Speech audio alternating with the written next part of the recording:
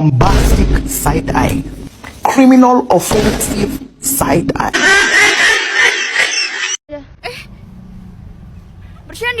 Bercanda.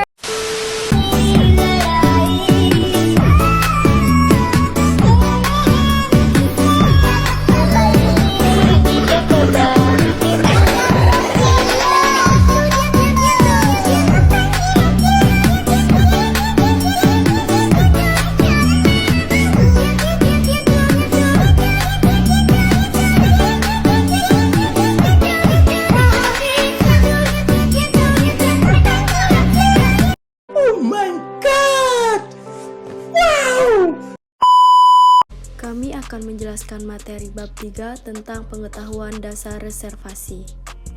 Pengertian reservasi. Reservasi yaitu suatu permintaan untuk memperoleh kamar yang dilakukan beberapa waktu sebelumnya oleh berbagai cara pemesanan. Untuk memastikan bahwa tamu akan memperoleh kamar pada waktu check-in, untuk pemesanan kamar dikenal juga istilah booking. Organisasi bagian reservasi. Yang pertama, struktur organisasi reservation section. Struktur organisasi reservasi disusun untuk mempermudah dalam melakukan koordinasi. Front office manager sebagai department head di reservation section dibantu oleh asisten FO manager dan membawahi chief reservation. Pada pelaksanaan tugasnya, chief reservation dibantu oleh reservation clerk. Struktur organisasi antara hotel yang satu dengan hotel yang lainnya tidak sama, tergantung kebijakan masing-masing hotel. Berikut adalah salah satu contoh struktur organisasi reservation section. Front office manager sebagai department head di reservation section, dibantu oleh asisten FO manager dan pelaksanaannya adalah reservation clerk. Berikut ini adalah contoh peralatan-peralatan reservasi. Yang pertama telepon, yang kedua faksimili, yang ketiga komputer, yang keempat alat tulis, yang kelima filing cabinet. Selanjutnya yaitu materi tentang formulir dan media. Yang pertama, reservation form. Setiap pemesanan kamar yang diterima melalui alat komunikasi apa saja dan dari bermacam-macam sumber perlu diambil datanya sebagai bahan informasi. Untuk mencatat data ini diperlukan suatu sistem dalam usaha mempermudah pengambilan informasi yang diperlukan. Yang kedua, reservation diary atau buku harian.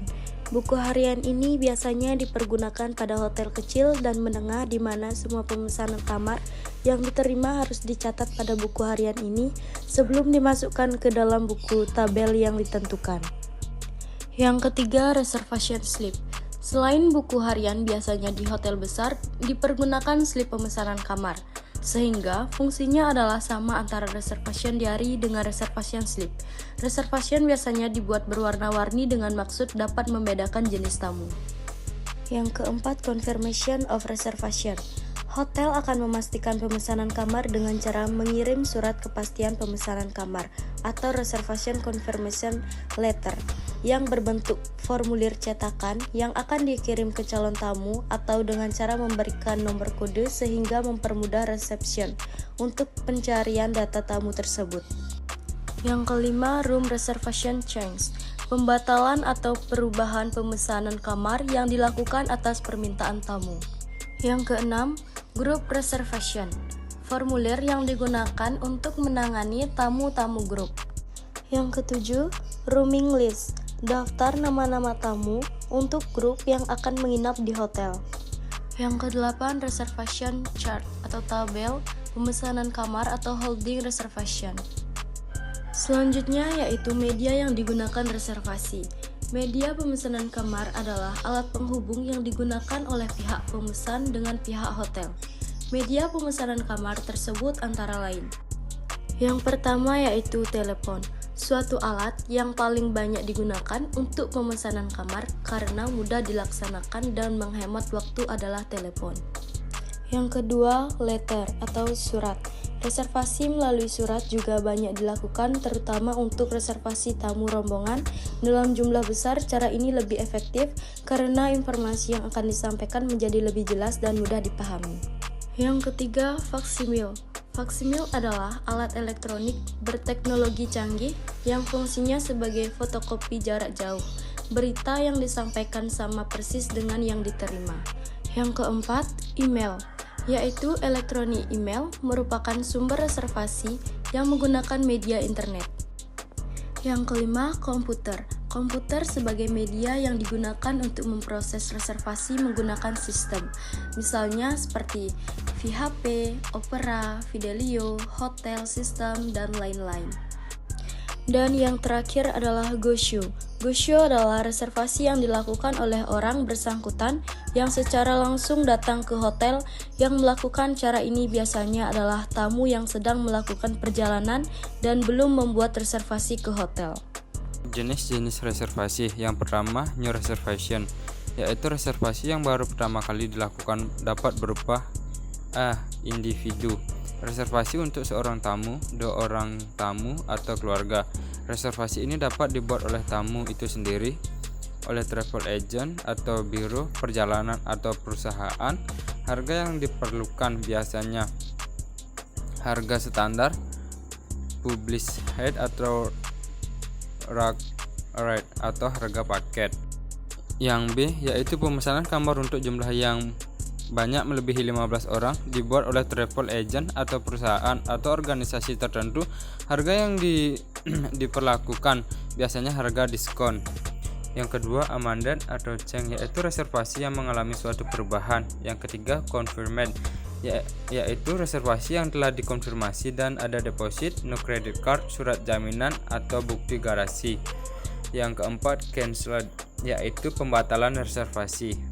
Yang terakhir, pemesanan bergaransi, guaranteed reservation. Sesuai dengan namanya bahwa pemesanan kamar ini memiliki jaminan bahwa pemesanan pasti memperoleh kamar pada waktu check-in. Karena itu, kamar bersangkutan akan tetap dibiarkan kosong dan tidak akan dijual kepada siapapun sampai tibanya waktu check-out pada keesokan harinya.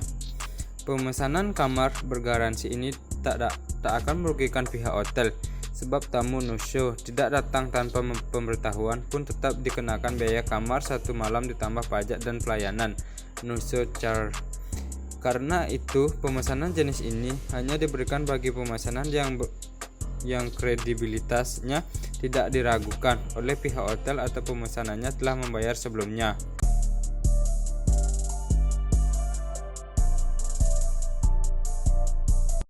Tipe-tipe kamar. Yang pertama, standard room. Standard room atau kamar standar merupakan sebutan kamar yang paling murah di sebuah hotel dan biasanya merupakan istilah di hotel-hotel Amerika. Tetap berada dari kamar single atau single room, kamar standard room memiliki fasilitas yang paling lengkap.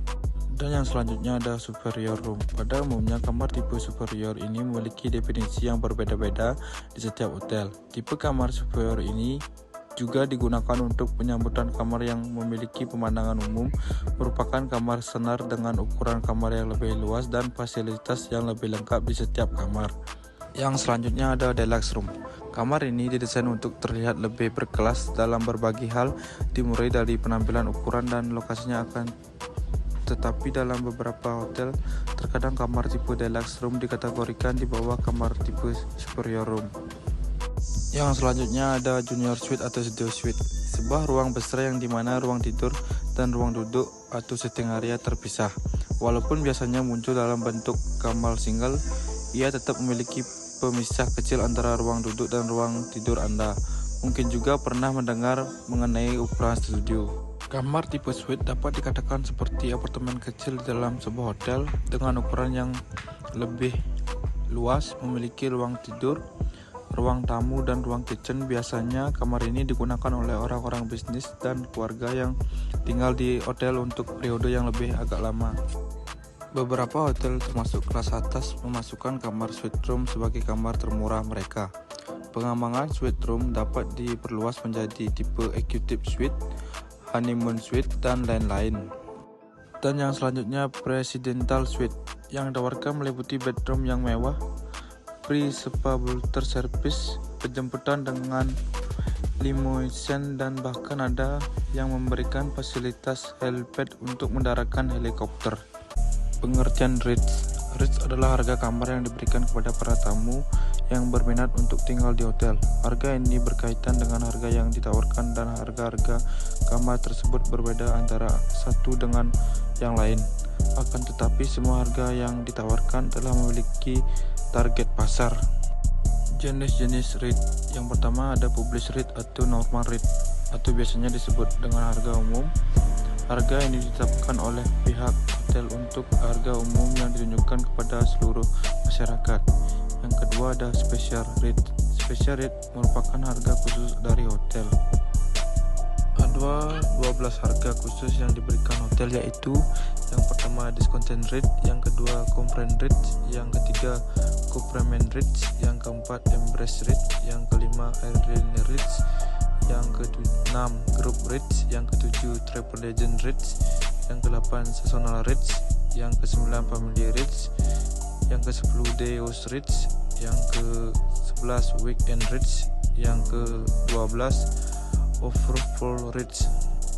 Weekend rates dibagi menjadi 5. Yang pertama membership card rates, hotel list rates, price rates, long staying guest rates, continuing packing guest rates.